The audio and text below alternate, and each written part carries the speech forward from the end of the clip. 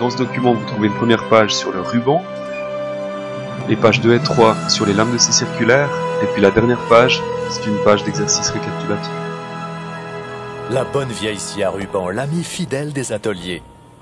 Le ruban découvert et accessible de tous les côtés la rend cependant très dangereuse. Pour minimiser ce danger, nous pouvons déplacer verticalement la couverture. Contrôle régulièrement l'état de l'insert de la table et remplace-le si nécessaire.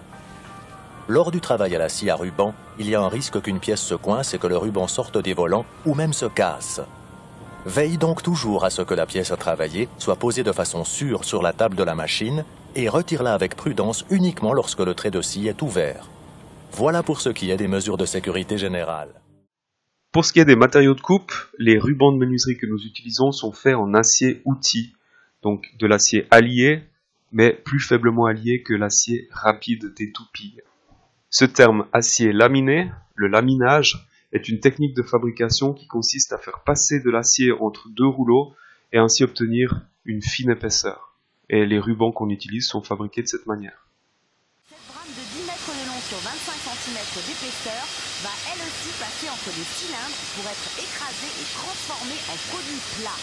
Des plaques, des feuillards ou comme ici, une bobine de tôle de 1 km de longueur sur 2 mm d'épaisseur. On refroidit. Voilà. Un petit contrôle. Tout va bien. Ok. Les rubans de scierie, eux, sont renforcés avec du stellite. Le stellite, abréviation ST, est un matériau de coupe qui résiste particulièrement bien aux élévations de température.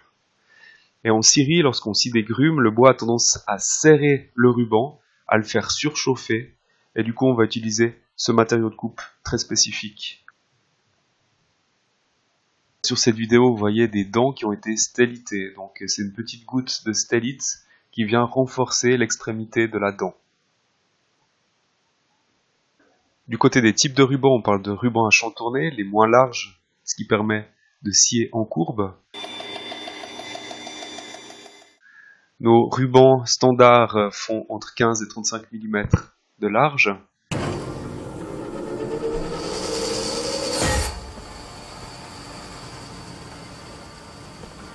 Sous l'effort de coupe, la pièce peut rapidement se tourner et te coincer les doigts.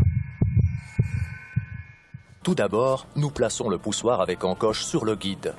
Nous abaissons ensuite la couverture sur la pièce à travailler. Nous préparons maintenant le poussoir. Tout est désormais prêt. Tu peux y aller. Attention en retirant la pièce.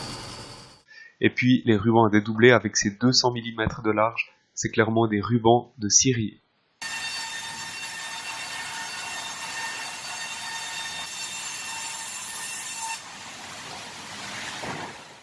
Maintenant, au niveau des termes techniques, le cheminage ou l'avoyage désigne la partie pliée de la dent. C'est une dimension qui est à ajouter à l'épaisseur du ruban. Quelle est l'utilité du cheminage ? Bien, c'est comme sur une lame de scie circulaire, les dents sont toujours plus larges que le corps. Donc ici, les dents sont plus larges que le corps du ruban, et cela évite les frottements inutiles sur toute cette partie. Seuls les tranchants vont attaquer le bois. La valeur du cheminage pour un ruban standard, c'est l'épaisseur du ruban divisé par 3. Et puis pour un ruban à champ tourné, qui aura besoin de plus de place pour naviguer dans le bois, eh bien l'épaisseur sera multipliée par 2 et ensuite divisée par 3. Donc le cheminage d'un ruban à champ tourné est plus important que sur un ruban normal. De même que sur les rubans destinés au sciage des bois verts. Séance d'avoyage à la main. Comme tu dérègles pas la pince, hein, il y a autant de doigts d'un côté que de l'autre. Faut que ça soit juste, hein. Le chemin, c'est l'épaisseur du trait de scie, c'est le coup de scie. Donc c'est l'addition de l'épaisseur du ruban plus des deux cheminages, des deux avoyages. Le pas, au même titre qu'un pas de vis ou que le pas d'usinage, c'est la distance entre deux dents, qui est souvent proportionnelle à la largeur du ruban.